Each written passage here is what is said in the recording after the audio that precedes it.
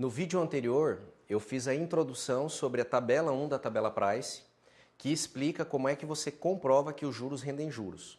Agora, nesse vídeo, eu vou mostrar dentro da própria tabela, do livro do autor, como é que você constitui a parcela. Ou seja, como é que você analisa dentro de alguns dados ali ainda que você não tem a parcela, como é que ela vai ser formada e qual o fundamento técnico dela. Então, por exemplo, ó, ele vai de novo remeter lá o índice de 8,9825, né? Ele usa esse índice como base, que é a comprovação do juro rendendo juro dentro do tempo. E aí, se o teu contrato é de 24, 36, 48, 60, 360 meses, essa é a base para fazer o estudo. Então ele diz o seguinte, ó, anatocismo, juro composto, capital mais 2% elevado a 10, que é igual a 1,218994, que tirando o capital equivale a 21,8994% de juro.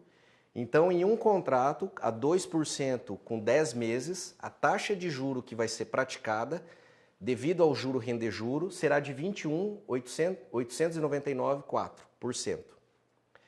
Ele explica o seguinte, produzindo a fração ou parcela a ser paga com juro composto ou juro sobre juro. Então ele pega o numerador, que é o quê? O juro total, e faz o quê? Ele é igual ao índice do numerador multiplicado pela razão da progressão geométrica. 1,218994 vezes 2%, que é igual a 0,02438. Que transformando o juro pela fração, de novo remete a 8,9825 lá do início do trabalho. Consequentemente, o que ocorre?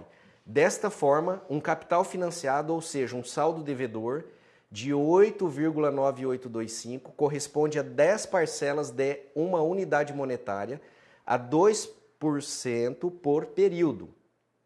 Ao mês é mais comum, ele explica. Para apurar o saldo devedor, basta usar a parcela com o tempo restante. Nesse segundo exemplo da tabela, também podemos visualizar melhor a questão do anatocismo, juro composto, capitalização de juros, quando traduzimos a equação da Price para a forma literal da seguinte maneira. Agora ele vai remeter para uma fórmula para não ter discussão de que isso não ocorre. E aqui é a função exponencial, ou seja, é o juro elevado ao tempo. Então, se eu estou financiando para 36, exponencialmente está elevado a 36. Se for para 120 meses, está elevado a 120 vezes. Ou seja, vai render juro por juro pela quantidade de tempo do financiamento.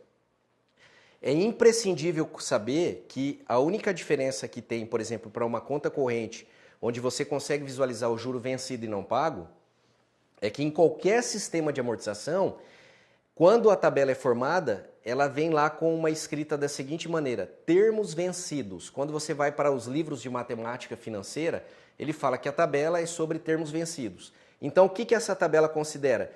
Que aquele juro que ainda está no futuro, daqui 6 meses, 12, 24, ele não será pago. Então, por isso que não é possível aos olhos humanos você compreender isso como é compreensível em um extrato de conta corrente.